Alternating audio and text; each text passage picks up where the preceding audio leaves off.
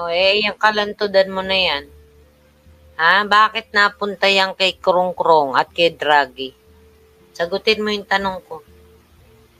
Sino ngayon ang malandi? Ha? Naglalabas ka pa ng suso, binubuyang-yang mo pa yung suso mo? Pasalamat ka nga, pinutol na lang yung mukha mo diyang leche ka. Ayan suso mo yan. Ba't mo binuyang-yang? Ha? Di ba yan yung time na naglalandian kayo ni Putol dun sa Good Friends vlog? Puro kakalandian, putang ina ka. Tapos kung makapagsalita ka sa mga babae rito, akala mo may resibo ka. Kami may resibo kami ng kalandian mo. Ang ina mo, ibinubuyang-yang mo yung suso mo. Naka-90s ka pa nga raw niyan eh. Ang nipis-nipis niyan eh. Di ba? Kaya nga tinalian mo pa ng bra yung suso mo. Kapal talaga ng mukha nito. Tapos kung magsalita, akala mo kung sinong napaka-desenting bansot. Pumakate lumalandi kayo dito. Yan ang napapala nyo. Ha? Yan ang napapala nyo, mga animal kayo. Buwisit ito mga kababaihan. Yung iba, pasing tabay lang yung ibang kababaihan ha. Hindi ko nila lahat, pero itong dalawa na ito, malantod to eh. Yan ang pinakaayaw ko sa lahat eh. Ngayon.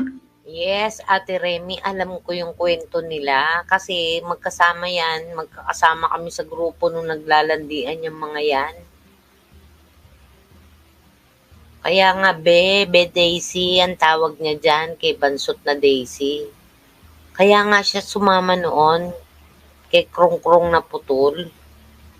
O, di ba mas pinili mo dyan sa kaibigan mong Roswang na aswang? Si JC Crew na Putol? Visit ka. Tapos ngayon, nagmamaganda ka rito. Nagmamalinis ka para ipagtanggol yung Bansot most wanted na yan. Balik tayo sa issue. Putang ina naman, Visit. Nakikinig sa'yo ngayon ng BFT. Alam mo tol, ako naman yung topic nila kasi wala sila mahanap na ibang topic eh. Putang ina. Hindi, yung mga bukla. May tumawag sa... Pinadidinig lang namin dito kung gaano kababoy ang bunganga mo. Manang-mana ka dyan sa kasama mo. Tigil-tigilan mo yung pagpapabida-bida mo, ha? Yang kababuyan ng bibig mo, hindi yan ng basihan kung tama ang sinasabi mo. Malala ka na eh. Di ka ba naaawa sa sarili mo, ha? Disyang, nabubong, na manloloko, na budol. Totoo namang budol ka, di ba? Kaya nga, nagkaroon ka ng pera sa pampagawa ng bubong. Dahil sabi mo, lumipad bubong nyo. Sipi mo 10,000 para lang sa pagpapakulam. Asan nyo nakulam? Mamimera kang putang ina kay, papapakulam lang 10,000, tarantadon to. Nagmamalinis pa. Buisit ka. Ayun, mga lahat daw nandun sa comment section ni David, puro nagsusumbong daw. Binabanatan mo raw si Wada. Ewan ko kung nandun si Wada.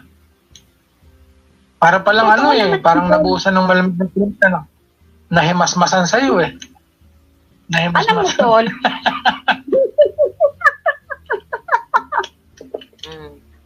Ganyan niya ang kalandi. Pag-type niya yung kausap niya, humahagikik na akala mo kinakalabit ang tenggil sa bilat niya. Malandi ka, ikaw yun.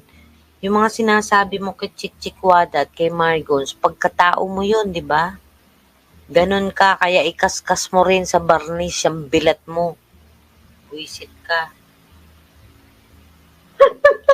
akalain mo yun tol, yung nuno sa punso, kilala ko yan. Nababasa ko yung mga comment nila. Isipin mo pati si Ann, dinadamay nila sa issue na yan.